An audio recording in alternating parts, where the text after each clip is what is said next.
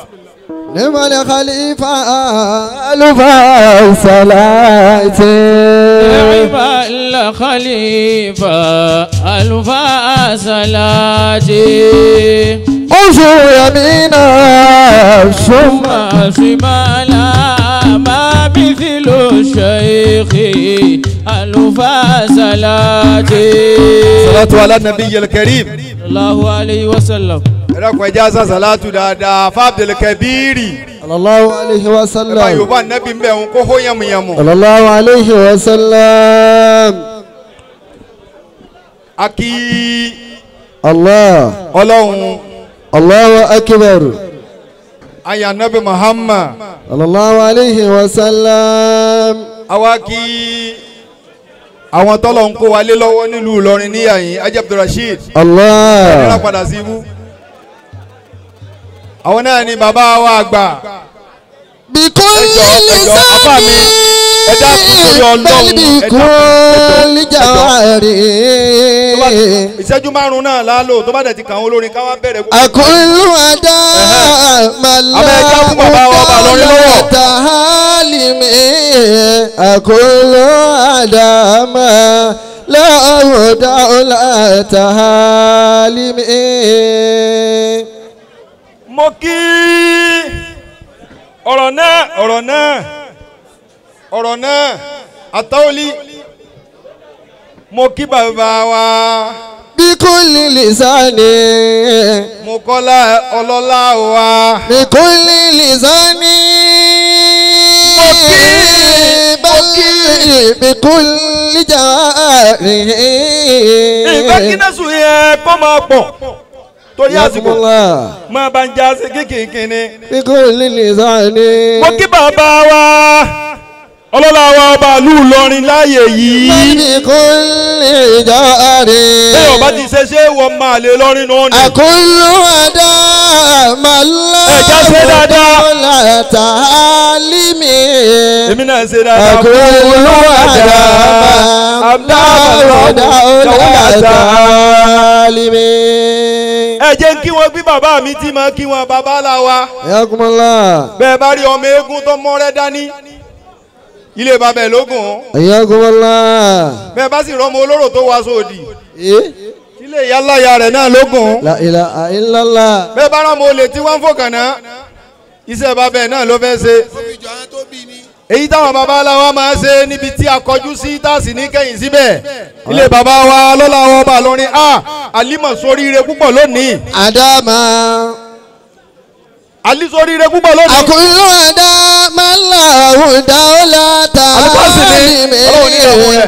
àkúlù àdá màlá dáwọ́lá tàhálìmí. kódà bàbá mi mà kí n sì kí bàbá wọn bá lọ́rin nìkan kí n sì lọ́jọ́. yakumala. ó tó àbí òtó ọlọ́wọ́ wọlé àlùbáríkà yín àwọn àtọ̀ tí ó jẹ́ pé tó bá kànyàn la kódà bí ọ̀dọ́ mọ́ ó ń tọ̀ wọ́n sì sóríire láyé àtàlùkìyámà. la ilaha illallah. ó ń lùlù tí ó sàlùbáríkà máa bá ń gbé láìkú fa ikú ṣùbáàkà láìkú fa ikú ṣùbáàkà má fàǹdà tí máa kí bàbá wọn bá lọ́rin. la ilaha illallah. wọ́n máa gbé láìkú fa ikú ṣùbáàkà Ibrahim Zulukari nẹ́yìn. láìkú fa ikú ṣùbáàkà láìkú fa ikú ṣùbáàkà Ibrahim Zulukari nẹ́yìn. láìkú fa ikú ṣùbáàkà láìkú fa ikú ṣùbáàkà láìkú fa ikú ṣùbáàkà Ibrahim Zulukari nẹ́yìn. láìkú fa ikú ṣùbáàkà láìkú fa ikú ṣùbáàkà Ibrahim Zulukari nẹ́yìn.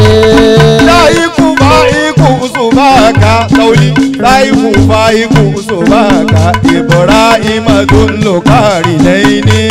láìkú fa ikú ṣùbáàkà láìkú fa ikú ṣùbáàkà Ibrahim Zulukari nẹ́yìn. bí àfáàndá bá wá wí bẹ́ẹ̀ ẹsẹ̀ láìkú. àbáwá nílé Sàrùmí ibi tá a gbọ́dọ̀ tí ọmọ ilé Sàlátì kankan gbọ́dọ̀ bọ́ bàtà wọ́bẹ̀. Adamallahu hayatahu. ilé àfa àgbà gbogbo tá a fa Sàlátì dà ilé Sàrùmí ló ti gbé. Yakumullah. láfi gbọ́dọ̀ rí àfa Sàrùmí kátẹ̀ torí pé àwọn ọ̀ràn yín lọ́sọ̀ ọ̀ràn àdàfà. Allah. àwọn náà máa wá kí àfa bàbá wọn bá lórí wọn ní ọ̀sọ̀ langabasi. ó sì ní ìsàmọ̀pẹ́lẹ̀ Sàrùmí àyà kan náà alukurani wọ́n sì fi wákà kan sí. La ilaha illallah. ìgbà tó lọ ní látàkìrọ̀bù sí náà innahu kana fahishatan wa sa'a sabila ilé wọn ni wọ́n ti lò.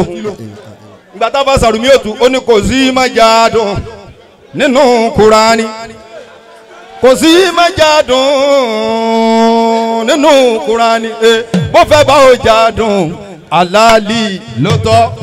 Alali ló tọ́, alali ló tọ́. Bó fẹ́ bá o jàdùn alali ló tọ́. kò sí májàdùn nínú kurani kò sí májàdùn bàbá amadibo nínú kurani bó fẹ́ bá o jàdùn alali. bàbá mi ẹ̀ máa dágbà. Alali ló tọ́, alali ló tọ́. Bó fẹ́ bá o jàdùn. o ṣeun àtàwọlì ẹ bá ó tún wá gbé aha ló burú ọkàn ló tẹ̀lé aha ló burú ọkàn ló tẹ̀lé ẹ̀ta ìṣe kẹsì jọkàn ó mọ́. ẹjọ́ kan ó bá. Ẹjọ́ kan ó wá. Ẹ̀ka ìṣe kẹjọ kan. Yé alóbùrú ọkàn ló tẹ̀lé. Alóbùrú ọkàn ló tẹ̀lé. Ẹ̀ka ìṣe kẹjọ kan ó wá. Kẹjọ kan ó wá. Kẹjọ kan ó wá. Ẹ̀ka ìṣe kẹjọ kan ó wá.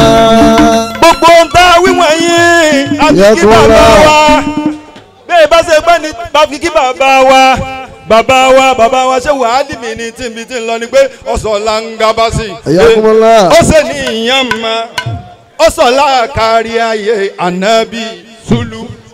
Ànábì ìṣòlò, ànábì ìṣòlò. Ó sọ̀lá kárí ayé ànábì ìṣòlò. ọ̀sọ̀ langaba sí i.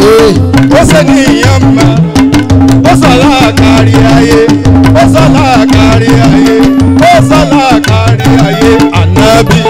Yé ànábì ìṣòlò, ànábì ìṣòlò. Ó sọ̀lá kárí ayé ànábì ìṣòlò. ẹlẹ́kọ̀ọ́ bá ṣe ṣéwù dáadáa. ọjọ́ bàbá wẹ́lẹ̀ yìí tá a sì fi máìkì lẹ̀ ó tó ní òtó Ayakumullah. abẹ́rẹ́ tó nu ogún ológun bẹ́ẹ̀ ni Abẹ́rẹ́. ó ti tó nu ogún ológun Ayakumullah. èyí tá a rọra wí yìí ọlọ́run jẹ́ kọ́ ọmọ náà lálùbáríkà Àmín. ọlọ́run bàbá wa ṣé wàá límì Ṣéwù. gbogbo aṣọ tí yẹn bá mú òde kọ́ ní ìmọ̀ wọ̀ Ayakumullah. gbogbo àwa tá a bá ń jí ọ̀dọ́ sẹ́ẹ̀rì tí máa tètè mú tí máa mú wa kú kíákíá sẹ́ẹ̀mọ́ tó Ayakumullah. lè mú ọ̀dọ́ kú kíákíá òun ni kọ́ ti àwọn àgbàlagbà mọ́lẹ̀ La ilaha illallah. bẹ́ẹ̀ yẹn bá ti àwọn àgbàlagbà mọ́lẹ̀ ojú ibi tí ń lọ nìkan Ayakumullah. ojú ibo ni ẹni tí sì máa tẹ̀yàn àgbàlagbà mọ́lẹ̀ ojú ibo ní lọ wàláyé làzimi nkanjú kú ni. Ayakumullah. ẹ wo bàbá wa Shehu Kamalu Jumatu Zaman Adi Allahu ta'ala anhu. bí bàbá wọn ti tó tọ́lọ̀ táwọn náà mọ̀ fọlọ́ ń kà wọ́n kún tòun àti bẹ́ẹ̀ náà wọ́n tún wá lẹ̀ wọ́n tún lẹ̀ bá ti báyìí wọ́n tún lẹ̀ La ilaha bá ti illallah. tẹríba. mo gbádùn gbogbo àwọn táwọn sọ̀rọ̀ wájú bàbá wa bá a ti ń ṣe púpọ̀ mo fi ọlá bàbá mi mo fi kí bàbá mi àgbà Ayakumullah. malẹ̀ káàdìrí àwọn atápà àkílẹ̀gbọ́n Ummul Qadiri. bàbá làmọ́ ni yá àbànà zaka ìmọ̀lẹ̀ káàdìrí. Ya Rabbana, ya Rabbana, Zakaima Kadiri.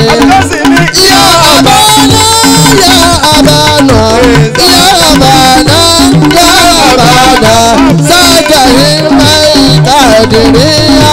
Ya Rabbana, ya Rabbana, Zakaima Kadiri.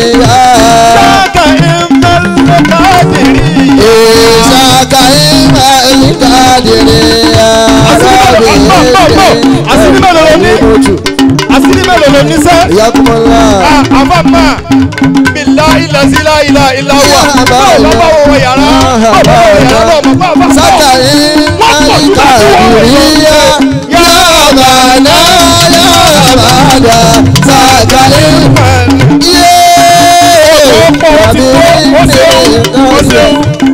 bó bá gbé pọ̀ wà láìtàláì dúró ní nìkan mo rò pé bàbá wa.